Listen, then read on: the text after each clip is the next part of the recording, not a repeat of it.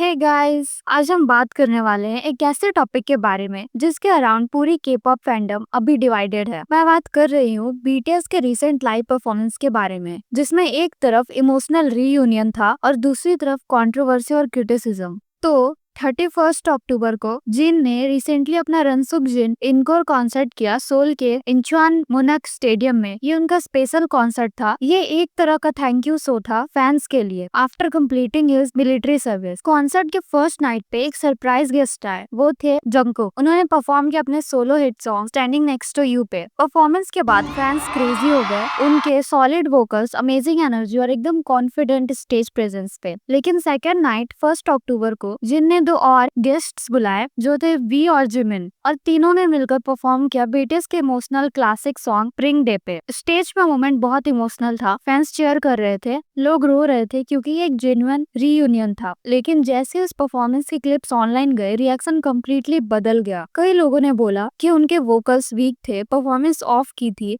और ये बीटीएस के लेवल का नहीं लग रहा। कुछ लोगों ने ये भी लिखा, so this is how BTS sounds without Jungkook. After 10 years in the industry उन्हें और प्रिपेयर्ड होना चाहिए। वी के लिरिक्स भूलने के क्लिप्स भी वायरल हुए और कुछ फैंस ने नोटिस किया कि जिमिन ज्यादा गा नहीं रहे थे। एक तरफ फैंस ने बोला it was a sweet emotional moment, तो दूसरी तरफ लोग कह रहे थे it was disappointing. Basically army भी 2 पार्ट्स में डिवाइड हो गई थी। सोशल मीडिया पे थ्रेड्स फ्लोट हो रहे थे। Comments like BTS live singing disaster, V Jimin and Jin ruined BTS image, they should practice more. ये टॉपिक बहुत ज्यादा ट्रेंड होने लगी और जितना ज्यादा लोग क्रिटिसाइज कर रहे थे उतना ही ज्यादा अटेंशन ये कंट्रोवर्सी को मिल रहा था। इस सब के बीच अटेंशन शिफ्ट हो गई जंगकुक पे। फैंस और नेटिजन्स दोनों उनके वोकल्स की तारीफ कर रहे थे। उसके लाइव क्लिप सर्कुलेट होने लगे और सब कह रहे थे he is so stable even in hard song. Jungkook carries all the harmonies and ad-libs. He is the only one who truly sings live. एक वायरल ट्वीट में लिखा गया, if BTS ever released a song without Jungkook, it would be funny to see who could handle his part. कई लोग कह रहे थे कि जंगकुक के डेडिकेशन और कंसिस्टेंसी ही उसे अलग बनाती है, चाहे वो सोलो स्टेज हो या ग्रुप परफॉर्मेंस। उनके वोकल्स हमेशा सॉलिड रहते हैं। लेकिन साथ ही कंपैरिजन भी स्टार्ट हो गया। कई फैंस ने बोला Jungkook deserves praise but stop dragging the others. पर सोशल मीडिया पे ये कंपैरिजन कंट्रोल करना मुश्किल है। एक तरफ सब जंगकुक के परफॉर्मेंस को हाईलाइट कर रहे थे और दूसरी तरफ जिन, वी और जिमिन के क्लिप्स मीम्स बन गए थे। कुछ लोग कह रहे थे Jungkook keeps improving but others don't seem to try. ये लाइन वायरल हुई और डिबेट और बढ़ गई। अब बात करते हैं वी के सोलो परफॉर्मेंस की। उसी कॉन्सर्ट में वी ने अपना solo song love me again perform किया। कॉन्सर्ट पे लोग इम्प्रेस थे, उनका टोन स्मूथ था और प्रेजेंस चार्मिंग। लेकिन ऑनलाइन अगेन क्रिटिसिज्म शुरू हो गया। नेटिजन्स ने बोला his lip syncing, his real voice is not even audible, too much backing track. और फिर से लोग जंगकुक से कंपैरिजन करने लगे। बेसिकली वी का परफॉर्मेंस भी कंट्रोवर्सी का पार्ट बन गया। इस कंट्रोवर्सी से एक और टॉपिक निकला, जेंडर डबल स्टैंडर्ड्स इन के पॉप। फैंस ने पॉइंट आउट किया जब फीमेल आइडल्स थोड़ा ऑफ पिच गाती हैं तो उन्हें हेविली ट्रोल किया जाता है, लेकिन जब मेल आइडल्स करते हैं तो लोग क्या देते हैं, इट वॉज इमोशनल या ही ट्राइड हिज बेस्ट। ये डिस्कशन काफी वायरल हुआ और इंडस्ट्री स्टैंडर्ड्स पे सवाल उठने लगे। स्प्रिंग डे कोई नॉर्मल सॉन्ग नहीं है। बीटीएस और आर्मी दोनों के लिए ये एक इमोशनल एंथम है।